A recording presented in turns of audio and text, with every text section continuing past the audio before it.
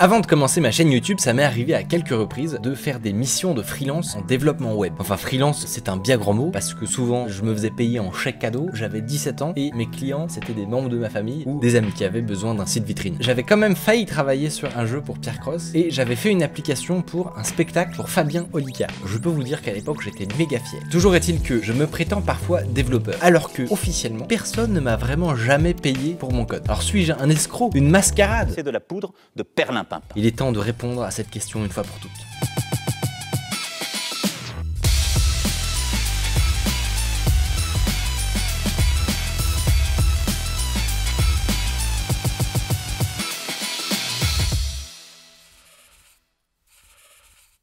Cet été, j'ai créé ma deuxième entreprise en m'associant avec Jean et Hugo Décrypte. C'est l'agence Frame55. Ça tombe très bien parce qu'on a besoin d'un site internet pour que les gens comprennent ce qu'on y fait. Normalement, dans ce cas, on prend quelqu'un pour le faire, mais ma fierté m'a donné une idée. J'ai proposé à Jean et Hugo que ce soit moi qui le fasse de A à Z. Au tout début de ma chaîne YouTube, en 2017, j'ai commencé par travailler avec une grosse agence, comme beaucoup de youtubeurs qui se lancent et qu'on vient chercher. Une agence, si vous savez pas, c'est tout simplement un intermédiaire entre un créateur de contenu et une marque, entre deux entreprises ou entre un acteur d'Hollywood et un producteur. Et j'avais beau être encore tout bébé dans ce nouveau métier, quelque chose m'a très rapidement frappé. Il n'était pas du tout apte à défendre mes intérêts. Et c'est là où je me suis quand même aperçu qu'il y a beaucoup de gens qui se gavent, honnêtement, et qui ne font pas du tout ce pourquoi ils sont payés. Ou alors très très mal. Au début, je pensais que c'était juste côté créateur, mais que les marques, elles devaient être complètement chouchoutées parce que c'est elles qui financent, etc. En fait, pas du tout.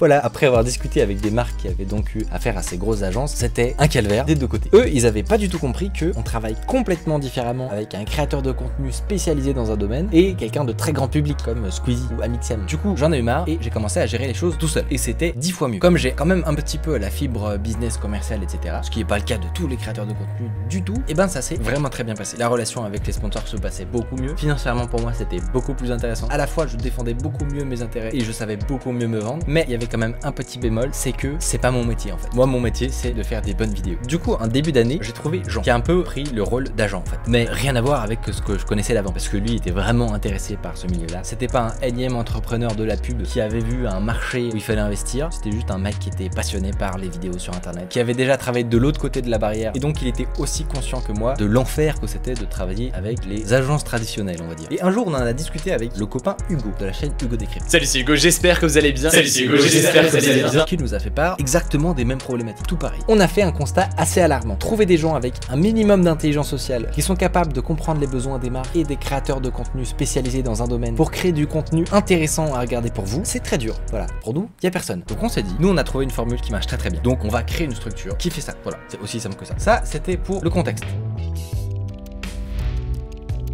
Maintenant que c'est fait, on peut répondre aux fameuses questions. À qui est-ce que le site s'adresse? Ça, a priori, c'est relativement simple. C'est les entreprises, notamment les gens à la com, qui veulent communiquer sur les réseaux sociaux. J'inclus YouTube. Plus précisément, les entreprises qui se sont rendues compte que leur agence se gaffe pour pas grand-chose, celles qui aimeraient travailler avec des créateurs singuliers et dans des thématiques différentes, et celles qui ont envie d'aller un peu plus loin que juste faire dire des spots de pub identiques sur des vidéos YouTube. Éventuellement, des créateurs de contenu qui en auraient marre de leur agence, ou indépendants, mais qui en ont marre d'avoir un rôle un peu ambivalent, comme j'expliquais. Voilà, donc exemple d'entreprise dans la cible Open Classroom, exemple d'entreprise pas dans la cible, Coca-Cola, c'est simple. Ensuite, quel est l'objectif du site? Un site web, ça peut avoir plein d'objectifs différents. Être découvert par de nouvelles personnes grâce au référencement sur Google, encourager les gens à acheter un objet, à se rendre à un événement, à ce que les gens s'inscrivent à votre newsletter. Nous, a priori, c'est pas ça, c'est une carte de visite. On n'a pas envie que les gens nous découvrent sur Google, mais juste en un clic, ils peuvent voir ce qu'on sait faire et qui on est. Ça peut paraître bête, hein, ce que je dis, mais si ce genre de choses n'est pas défini dès le début clairement, ça se passe jamais très bien. Et enfin, quel est le meilleur moyen de faire passer ce message? On s'est vachement creusé la tête avec Jean, et c'est autour d'une bière et d'un jambon qu'on a eu l'idée. Je vous explique le concept. Quand vous arrivez sur le site, a priori, il n'y a rien d'anormal. Vous vous trouvez sur un site classique qui présente une entreprise avec des sections, qui explique qui on est, qui explique qu'on est une équipe de créateurs de web et de gens de la com qui ont identifié un problème et qui apportent une solution. Tout ce qu'il y a de plus classique. En bas de la page, on mettra un bouton, un call to action, comme ils appellent ça à la com, pour que les gens puissent lire un cas d'usage, donc de la documentation qu'on aura écrit nous-mêmes. Sauf qu'en fait, il y a une partie cachée, un peu comme un easter egg, mais qui serait pas très caché parce que l'objectif c'est que quand même tout le monde le voit. Et en fait, quand tu cliques sur un bouton, tout ce site-là qui nous montre il se métamorphose et il se transforme en site, je sais pas si vous avez déjà vu ça, mais en site d'agence de base où il y a toujours 15 kilotonnes de bullshit dedans. Il y a toujours des chiffres énormes dès que t'arrives, de statistiques sur leur nombre de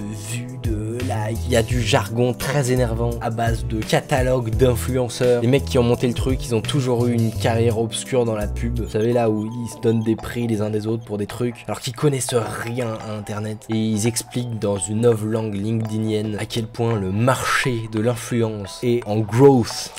Ça me donne des frissons. Du coup, l'idée, c'est d'avoir ce, entre guillemets, faux site, mais qui est honnêtement assez crédible. Et nous, par-dessus, on va annoter des petits trucs. Et on va expliquer à quel endroit il y a la douille, c'est ça, à quel endroit il y a des petites quenelles, qu'on te dit pas, bien sûr, au moment de signer le contrat. Bref, je sais pas si vous voyez l'idée, c'est un peu compliqué à expliquer. Ça fait un peu, tu sais, quand t'as une blague et tu t'expliques la blague, enfin bref, faut aller voir le site.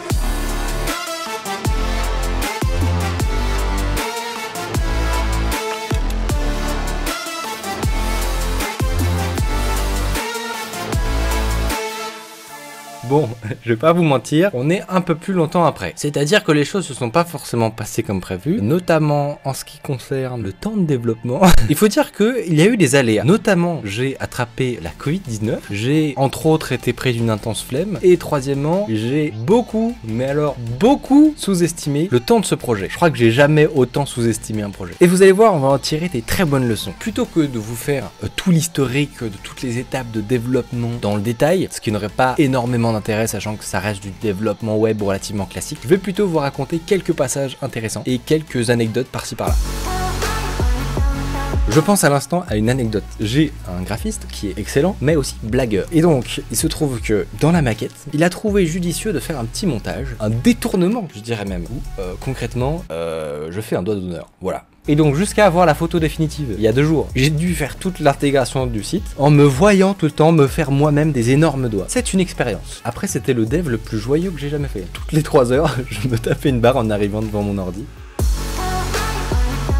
Si vous avez déjà fait du développement web une fois dans votre vie, vous savez que on fait ce qu'on appelle du responsive web design pour faire en sorte qu'un site web soit affichage sur n'importe quel type d'appareil. Très important, surtout maintenant, que plus de la moitié des sites sont consultés sur mobile. Et bah, est-ce que vous saviez que ce qui est recommandé en fait, c'est de commencer par conceptualiser son site pour mobile. Avant, je me disais intuitivement que on fait un site pour ordinateur et après, on fait des versions pour iPad et puis mobile. Mais en fait, le truc intelligent, c'est plutôt l'inverse. Pourquoi? Parce qu'en fait, on part du principe que la plupart du temps, un mobile est moins puissant qu'un ordi, voire beaucoup moins puissant. Et que donc, par défaut, un site, sans faire aucun calcul, doit être affichable parfaitement sur mobile. Et ensuite, on rajoute des règles qui font que, sur un ordinateur, tout sera bien agencé. Mais celui qui aura le plus de travail à faire, c'est l'ordi. C'est clair que dit comme ça paraît logique. Donc, par défaut, le site, il est affiché comme ça pour téléphone. Et plus l'écran est grand, plus il y a de calculs à faire, jusqu'à à la fin, arriver à un truc comme ça.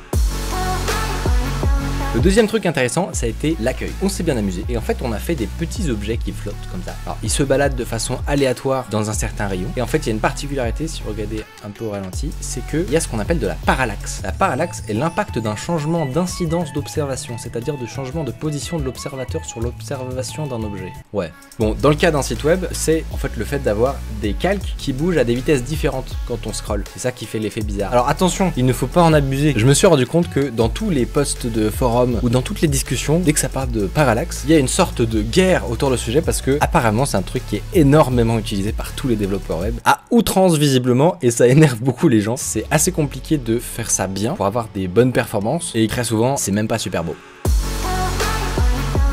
En parlant d'animation, troisième truc dont je me suis rendu compte, c'est que les développeurs web, on a un outil, c'est ceci là, ça s'affiche comme ça. C'est sûr vous l'avez déjà ouvert sans faire exprès. Ça me fait toujours mourir de rire quand je vois genre ma mère qui l'ouvre sans faire exprès et c'est la panique à bord.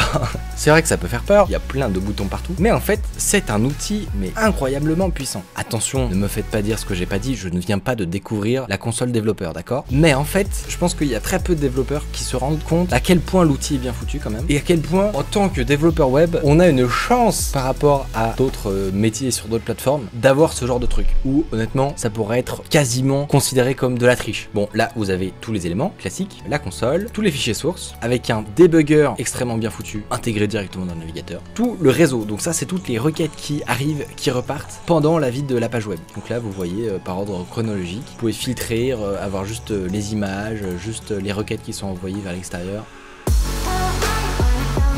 Car justement, quatrième truc que j'ai découvert, cet onglet performance est très utile. En gros, vous appuyez sur ce bouton et ça va vous créer une analyse extrêmement poussée des performances. C'est là où on peut voir tous les FPS, donc les images affichées par seconde. Si c'est à 60, c'est bien. Si ça chute, c'est qu'il y a un problème d'optimisation. Vous pouvez voir image par image, qu'est-ce que fait le processeur, le GPU, à quel moment. Et ça force à s'intéresser à comment marche vraiment le web, l'affichage d'une page web. Parce que mine de rien, c'est extrêmement facile d'apprendre le développement web sans jamais s'intéresser à ça. Mais en fait, c'est se mettre des énormes bâtons dans les roues pour comprendre certaines choses. Notamment, il y a une partie assez importante du site qui est ce passage-là. Le passage du côté clair au côté obscur. Bon, il fallait que ce soit marquant. Et donc, je me suis un petit peu amusé à faire une animation sympa qui donne ça, et ça c'est beau. Bon, ça j'avoue, c'était galère. Et c'est là où j'ai vraiment mis à profit cet onglet performance que je ne connaissais que très peu. On est d'accord, il fait peur, mais qu'est-ce qu'il est bien? Vous vous demandez peut-être comment marche cette incroyable animation.